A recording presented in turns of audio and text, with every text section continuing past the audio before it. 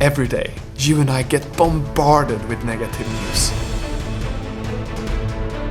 And just like our bodies becomes what we eat, our minds become the information that we consume. If you want to stay positive, it's so important that you also listen to stories that inspires you and uplifts you. In this podcast, we interview world-leading experts dedicated to solving the world's most pressing problems. And if you stick around, I promise you will not only be as informed as if you watch the news, you will feel uplifted, inspired, and have more positive energy in your life. Welcome to Great.com Talks with. Hi and welcome.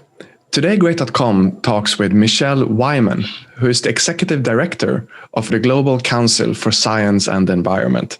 And if you haven't heard of them before, they're an organization that seeks to improve the science of environmental decision-making.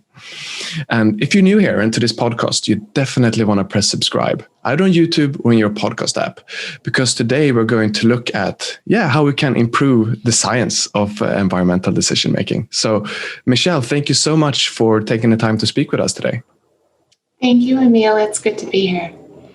So, how would you describe the Global Council for someone that is not familiar with your organization and the work that you do? We are a 501c3 nonprofit that references a U.S. reference. We were established in the United States in 1990 by a group of 5 deans and directors from different disciplines within the science enterprise. And the drive and the inspiration behind the establishment of the Global Council for Science and the Environment was very specifically to pursue opportunities in all ways when academic science could serve environmental decision-making. To put it really simply, we really look actively for opportunities where we can deliver science, make it more usable, more accessible, more understandable by the decision-making community in the context of the environment. And this is not only for policymakers in government at all levels, local, national, multilateral, also across industry sectors. There really is, from our perspective, an underutilization of academic science in decision-making to ensure that decisions are rigorous, that they are evidence-informed and defensible. Got it. Thank you so much for painting that picture. So help me understand then, how is that science being used by the decision makers? Because put it very bluntly, I think many decision makers are aware that carbon dioxide in the atmosphere is bad for the planet. Like, what other science needs to be visualized or presented or given to these decision makers to help make better decisions? You know, it's an interesting point, and I think if there were a very clear, simple answer, the entire world many years ago, the entire world would have taken up the requisite climate actions and put into place the requisite climate policies to effectively address the pace of climate change and to effectively mitigate greenhouse gas emissions causing climate change. However, that is not the case, as we know. And certainly the science has demonstrated and continues to consistently indicate that climate change is happening, the reasons for climate change, the pace of change. We have the knowledge that we need to make informed decisions. Now, the reality is, particularly from a policy lens, that a lot of these decisions have iterative impacts across everything from manufacturing and the economy all the way over to direct impacts to human beings in their day-to-day lives. Many of these are positive impacts, and some of them require changes that are difficult and by some people might be considered negative. So the value of science from our perspective is to provide a constant, objective, resource to decision makers as they navigate a really difficult decision-making space around climate change and how to effectively govern over those decisions and put them into place that need to occur. Science provides, really, from our perspective, an equalizing playing field. You can argue against the science. The evidence is actually not political. The evidence is not subjective. Science, and part of the value that we hold for it, not only the Global Council for Science and the Environment, but society writ large, for the most part, is a recognition that science is, again, supported by processes and methodologies that demonstrate that it is not subjective. And we stand strongly behind what the science is telling us, that the climate is changing and that these decisions are difficult in some cases. However, they need to be made. As we all know, the politics of a place play a tremendous determinant in how climate change is being addressed.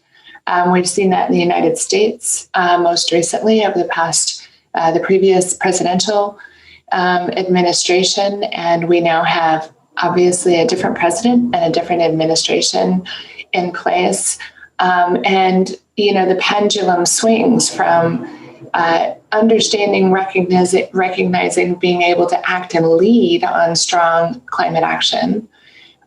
We saw it then swing over to full climate denial, and it's now swung back to complete recognition that the Earth's climate is changing and we need to take action, and science is our strength. And for an organization like the Global Council for Science and the Environment, the academic science enterprise in higher education is steady. It is consistent in its scholarship as a large community. Here in the United States, we did a research report in 2019 that really looked across the 50 largest land-grant universities. These are large public institutions, one in each state in the US, and applied the same questions to determine, do the politics of a place influence the level of climate science activity, including research, within a university in that place? And again, focusing on this US example, we can look at a place, one part of the country, Florida or Kentucky or Georgia, and then think of places like California or New York or Oregon. And for those who are familiar with the kind of the political map of the United States, these are states that are very widely recognized as leaning towards one political party or the other. The interesting finding out of this research report was that the level of climate science research was consistently high at a university, regardless of the politics of the state where the university was located. And that the majority of the research happening was place-based. So one of the things that we really like to highlight is the fact that this scholarship that's taking place in universities around climate change is underutilized, I'll keep using that word, and really provides a level of, again, objective, reliable knowledge to decision makers in those places. Also can be aggregated and rolled up into a national level that captures and represents climate science, and then ultimately can be rolled up into a multilateral context. Imagine if the climate science coming out of universities across the world in every country were captured and then really set beside the SDGs or set beside the targets, the country targets that are set forth in the Paris Climate Agreement. So it's a long answer to your question, Emil, but really from our perspective, the challenges are really the human factor. And the reality is that effectively dealing with climate change will require changes to the way that we all had become very accustomed to living, especially in certain places in the world. Thank you for that answer. It really was a better answer than what my question was. It really painted a picture that you're giving decision makers objective tools, not only to highlight that climate change is happening, but maybe also the most effective ways that they can take action to mitigate it. Then I'm curious, you also painted a picture that the challenge is to get people that are making decisions to actually change their behaviors. And how are the Global Council going about trying to make that happen, trying to influence those people? So we use science as our strength. And we are also historically as an organization not partisan. In other words, we are not an advocacy organization. We don't have an agenda that is motivated by influence. In other words, we are not actually pushing to influence people. If we are pushing anything, we are pushing the agenda of evidence-informed decision-making. We use climate change as one of our primary examples of why that makes most sense, to rely on the science and rely on the evidence and what it is telling us to make sound, rigorous, informed decisions in service to not only the environment, also in service to people, to planet, to place. It is the long game, Emil. It's not a quick change for people. And certainly in the context of climate change, I think we all recognize, those of us that acknowledge that climate change is happening, we understand that for many, the moment of realization happens when something material, something concrete affects us based on either an intense weather event, a hurricane, a wildfire, or an extended weather event that hasn't happened before, an extended heat event, an extended drought event. And when those types of events occur, historically, most often, that is the moment when you start to see change occur in someone's thinking and in someone's position that they've taken on climate change. Again, continuing to use this example of climate change. I'll share with you, I think story often helps in relating this information. I grew up in Texas, which here in the United States is known for having a lot of open spaces, a lot of cattle ranches, a lot of agriculture, also a lot of renewable energy more recently. And the drought that the state has been experiencing has really affected the agricultural and the livestock industry. And it is with the impacts of the drought that has been completely directly tied to climate change. We have started to see uptake by the ranching community, by the farming community in Texas, who understand now that climate change is happening and are seeking the science actively to help inform their planning for crop cycles and growing cycles. They're planning for ranching. And it's those concrete events that tend to have impact in persuasion for people. And our role as the Global Council for Science and the Environment is not to advocate or to push that influence, rather to stand consistently ready to provide science as requested and to also proactively look for opportunities where we can deliver the science to a decision-making process that may be fortified based on science that most especially is from that local area, from a university, from a cluster of universities that have worked together to research, again, growing cycles or soil fertility based on climate impacts or any number of of effects that are occurring as a result of climate change, and being able to deliver the science to help people understand why. Yeah, I can imagine how those emotional events are really changing the mindset of people. And it's cool to imagine how so many scientists also all over the world are working together to solve a big problem like this. So that makes me curious. You wrote on your website that you are working to build scientist capacity. What does that mean for you? So it's interesting.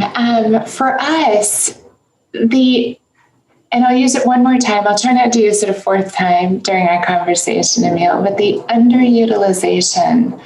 I often say that scientists in academia are one of the most wildly underutilized intellectual assets that we all have direct access to, as we, as a society around the world, together link arms to effectively address climate change.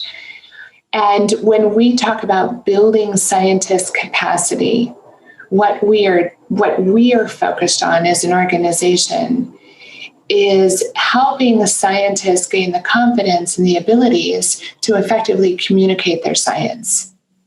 For scientists that spend their career, whether it's 5 years or 40 years, working in a lab, working in a classroom, communicating their science to people that don't speak their scientific language is a very unfamiliar exercise. And many people would argue a skill. Climate communication is a continually growing field. Science communications is a widely recognized field because it is not natural for scientists to step outside of their lab, their classroom, off their campus, off their research institute, and reach out to a decision maker and say proactively, hey, listen, I just had this discovery. And if some of the decisions you make around managing air quality or managing the water quality in the city or in this region could be better informed by my science, perhaps we could sit down and I could share it with you. But then the challenge would be for that scientist to have the capacity and the skills to know how to communicate in language that's accessible and understandable to a decision maker. Again, whether that's a decision maker sitting on city council or the town council, or within the state level government or the region's government, or someone in the private sector. But the language needs to be understandable language. And scientists are doing very deep, very specific work. And often the framing and the outputs of that work are not outward facing, understandable for those of us that are not scientists. So that step, which we call boundary spanning, of taking the scientist and pairing the scientist with the decision maker in a productive discussion, is how we define building scientific and scientist capacity. Got it. So you're building bridges of understanding by teaching scientists the capacity to have a communication style that is understandable. Exactly. A communication style that is not forceful in advocacy, rather that is strong based on knowledge and evidence. Got it. We're coming up towards the end of this interview now, and I'm curious, what can an individual do to help empower scientists to communicate their science to decision maker, or somehow be a part of the positive change you're trying to create at the Global Council?